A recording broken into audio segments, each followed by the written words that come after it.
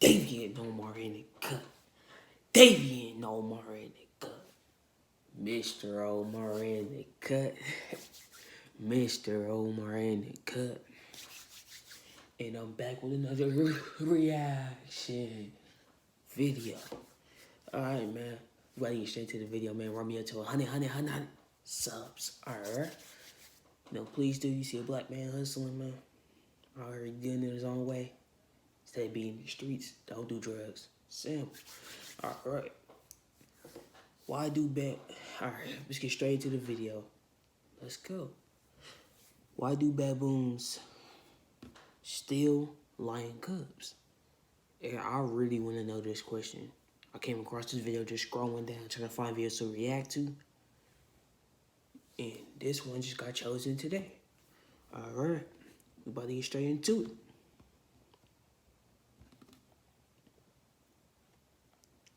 Alright. Alright.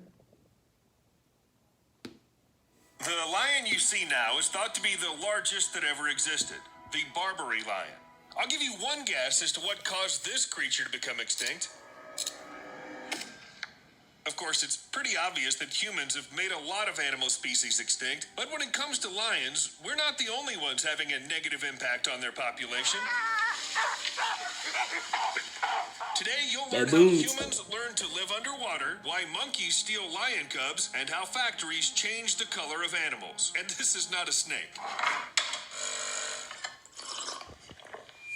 Many eagles, hawks, and other such birds are daytime top predators with no equal. But at night, the balance of power changes.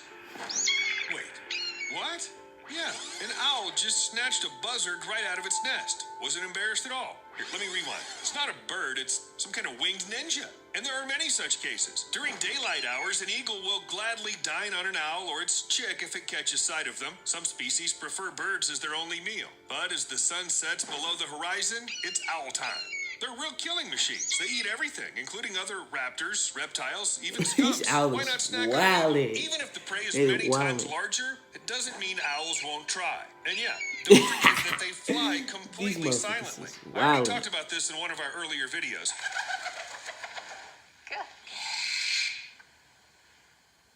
It's impossible. Oh, they're quiet. Seriously easy. That's why you won't hear it coming. They're quiet. Just sign in with your Gmail and bam. All your files are right there. Now get after it, because you're we gonna get to them videos. Things that we do not know.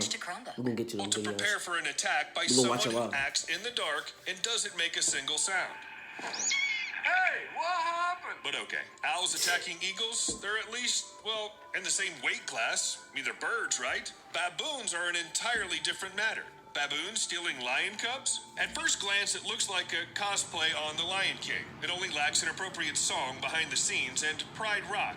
In addition, there's evidence that the female baboon seriously cared for the found lion cub as if it were her own cub. She brushed its hair, carried it from tree to tree. Reality is, though, this isn't a cartoon.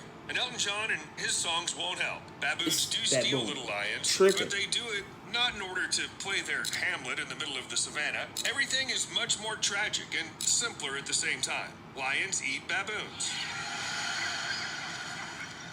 And it's almost impossible for primates to beat such a predator. So they had to invent a cruel scheme. Baboons steal lion cubs to get rid of the threat in advance. No baby means no adult lion who will eat them for lunch in the future. Yes, wildlife as it is. Generally speaking, stealing is always, well, at least annoying. Imagine going out fishing, setting a trap, then someone just stole your entire catch.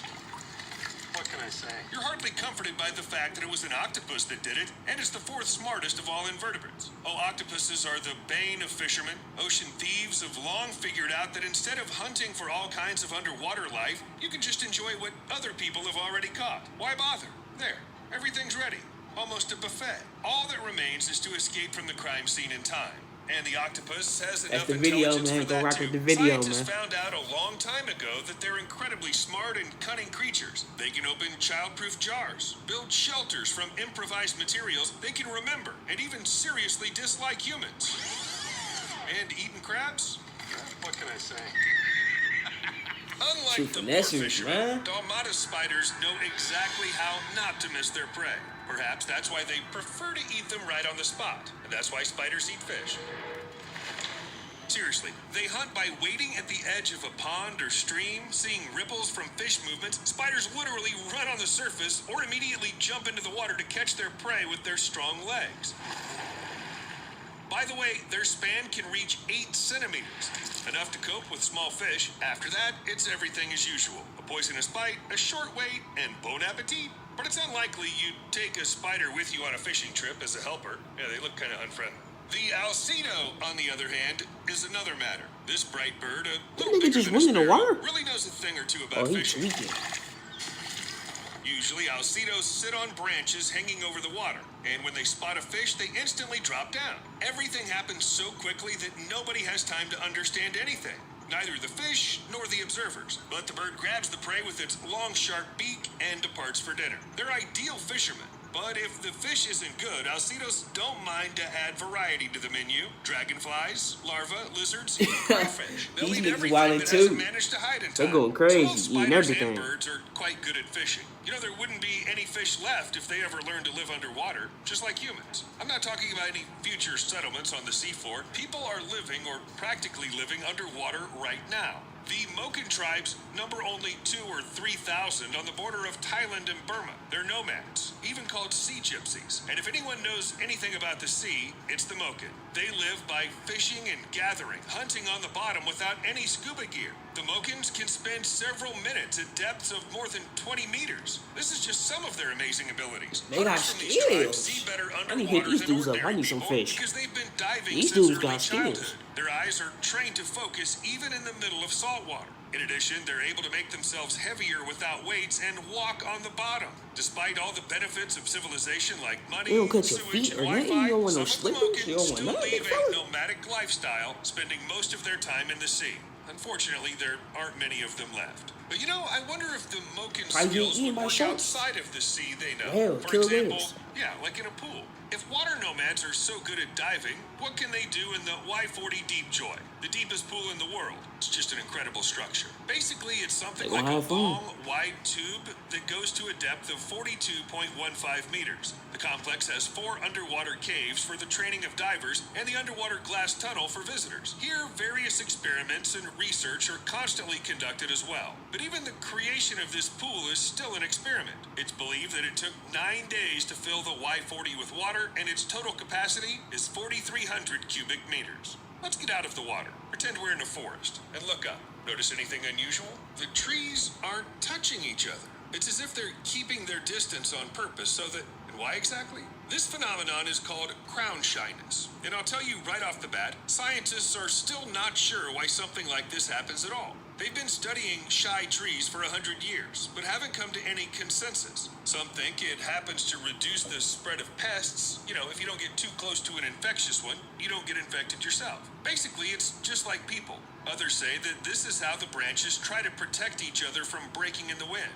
In addition, some scientists suggest that this way the trees simply are doing their photosynthesis better. They don't cover each other's leaves, which means they let each other make the most of it. In short, no one knows anything. But it's We very would never interesting. knew. After all, plants don't have many ways to avoid anything harmful or dangerous. It's not like they can pretend to be cactuses, for example, to scare away pests. But the lucky one in this regard is the caterpillars. It seems they can pretend to be anything they want. Even a stick. Even a poisonous snake? Really?